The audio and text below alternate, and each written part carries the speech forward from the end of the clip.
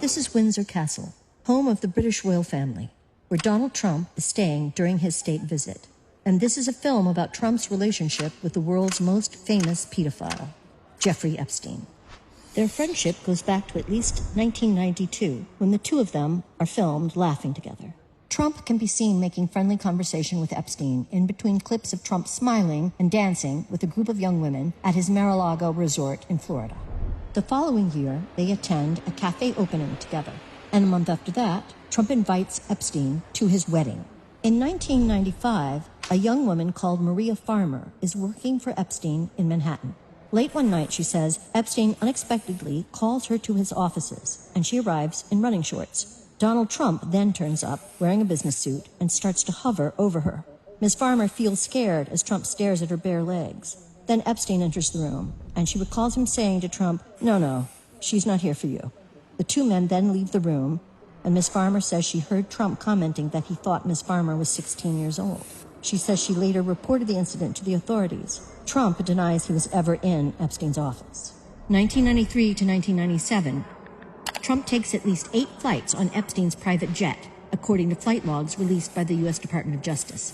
The plane is later dubbed the Lolita Express, a reference to the character in the Nabokov novel by the same name, a 12-year-old child who is sexually abused by an older man. 1997, Trump and Epstein are seen together at 2 Victoria's Secret parties and are photographed together at Mar-a-Lago. The same year, Trump gifts a book to Epstein with the dedication, "To Jeff, you are the greatest, Donald." 2000, a 16-year-old girl, Virginia Giuffre, is working in the spa at Trump's Mar-a-Lago resort. There, she is recruited by Epstein's accomplice, Ghislaine Maxwell, to work as a personal masseuse for Epstein. The teenager will soon become, in her words, a teen sex slave and will endure years of sexual abuse. I was recruited at a very young age from Mar-a-Lago and entrapped in a world that I didn't understand. 25 years later, Trump will acknowledge he was aware that young women were being recruited from Mar-a-Lago by Epstein. Are some of them young women? Well, I don't want to say, but everyone knows the people that were taken. And it was the concept of taking people that work for me is bad. But that story's been pretty well out there. And the answer is yes, they were. Trump is then asked if one of them was Virginia Giuffre. I think she worked at the spa. I think so. I think that was one of the people. Yeah. He stole her. 2 years later, after Giuffre was recruited from his club by Epstein and Maxwell, Trump tells New York Magazine he thinks that Epstein is a, quote, terrific guy, and that they have known each other for 15 years. He's a lot of fun to be with, Trump says. It is even said that he likes beautiful women as much as I do, and many of them are on the younger side.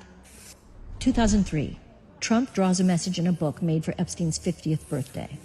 The drawing depicts a woman's breasts and is accompanied by text written by Trump to Epstein that includes the line, quote, "We have certain things in common, Jeffrey," end quote. Trump signs off by saying, quote, "Happy birthday, and may every day be another wonderful secret." A Donald signature is written in the place of pubic hair. 22 years later, Trump will begin legal action against the Wall Street Journal over their reporting of the drawing, claiming it doesn't exist. Epstein's estate then releases the drawing to Congress. Another entry in the birthday book contains a photo of Epstein holding a novelty check bearing Donald Trump's signature, along with a note suggesting Epstein, quote-unquote, sold Trump a woman for $22,500. It's unclear if the photo and accompanying note is a joke or not. 2004. The two men fall out, and their close relationship ends. The reason for their estrangement? They both tried to buy the same Palm Beach mansion.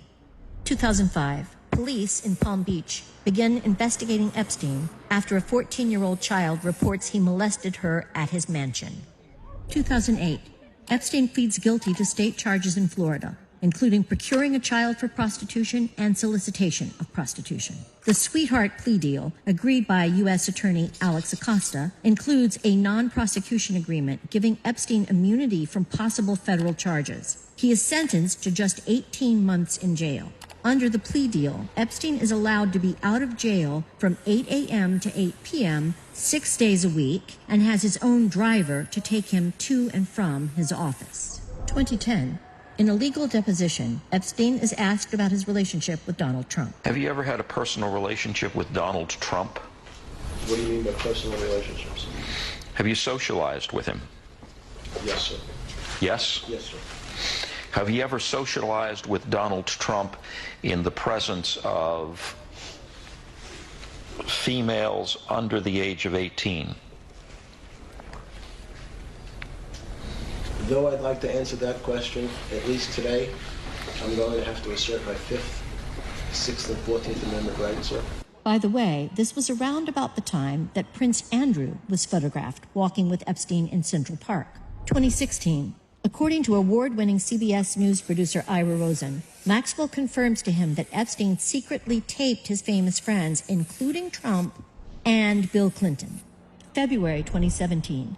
Donald Trump, now President of the United States, nominates Alex Acosta, the man behind Epstein's sweetheart plea deal, to be his Secretary of Labor.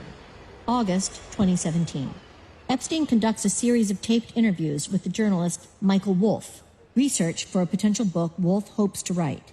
In the interviews, Epstein claims Trump first slept with Melania on the Lolita Express and also says he was Trump's closest friend for a decade. So how do you know this? That was closest, right? July 2019. Epstein is arrested in New York on federal sex trafficking charges. The truth about his decades-long history of child abuse is finally being widely reported. A month later, he is found dead in his jail cell. The authorities declare his death a suicide. 2020. Maxwell is charged with federal crimes for helping recruit underage girls for Epstein and participating in the abuse herself. Trump is asked about the charges and replies, I just wish her well, frankly. I've met her numerous times over the years, especially since I lived in Palm Beach, and I guess they lived in Palm Beach, but I wish her well. 2024. Asked about whether he would release the so-called Epstein files, information about Epstein's crimes, and potentially his famous accomplices, Trump seems unsure. Would you declassify the 9/11 files? Yeah. Would you declassify JFK files? Yeah. Would you, I did a lot of it. Would you declassify the Epstein files? Yeah, I would. All right. Yes, I would. I think that less so because, you don't know.